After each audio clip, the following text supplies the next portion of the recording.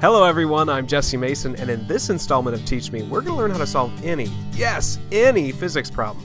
Now that's a bold statement, I know, but the method that we outline here is so useful that it can and should be used for each and every physics problem that we encounter. Okay, so here's a handy way to remember our problem-solving method. Yeah, it's a little childish, but as Eric Domain said, it's not that little children are scientists, it's that scientists are big children. So our problem-solving method comprises 5 steps. First, draw a picture. Second, knowns and unknowns. Third, equation. Fourth, solve symbolically first. And fifth, check your answer. At the end of this video, we'll monkey around with a somewhat absurd but memorable mnemonic device for these 5 steps, so stay with us.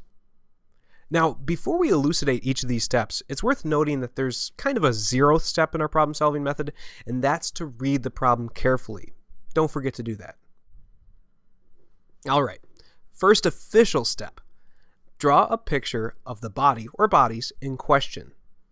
Even if our artistic sensibilities have stagnated since 2nd grade, we still need to draw a picture in order to visualize the situation.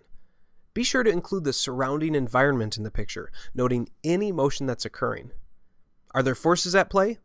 If so, then we'll need an additional depiction, namely a free body diagram.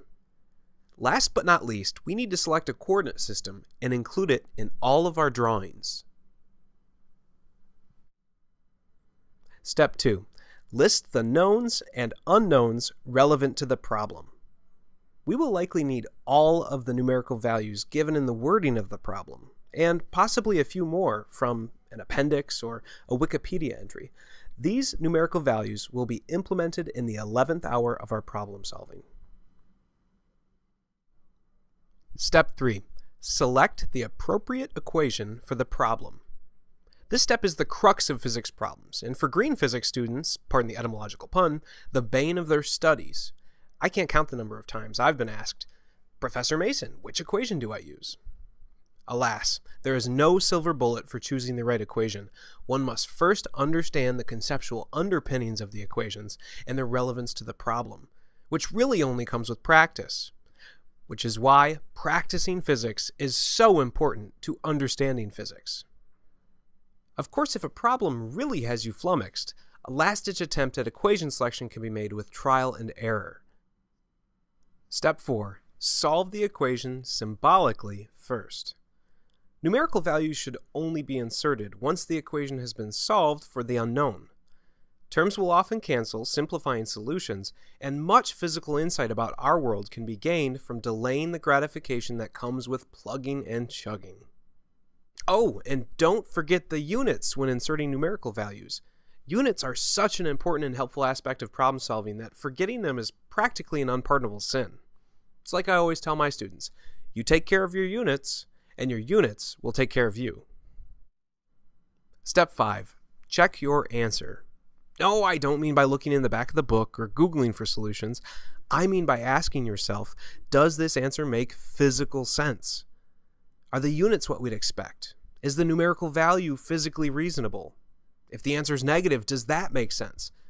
Asking and answering these questions is just as important as any other step in the method and will put us on the path to a solid understanding of the material. Now, you may be asking yourself, how am I going to remember these 5 steps? Well, assuming that fingertip tattoos are out of the question, I proffer the following mnemonic device. Donkey Kong eats stray cats. No, it's not very humane, nor is it even accurate. Everybody knows that DK is a strict bananivore. But such a hilariously graphic mnemonic device is pretty hard to forget. And that's the mark of a good mnemonic device. So there it is. Draw a picture, knowns and unknowns, equation, solve symbolically first, and check your answer. Donkey Kong eats stray cats. I'm Jesse Mason. I hope you find this problem-solving method as helpful as I do, and that you employ it with each and every problem you encounter. And until next time, happy learning.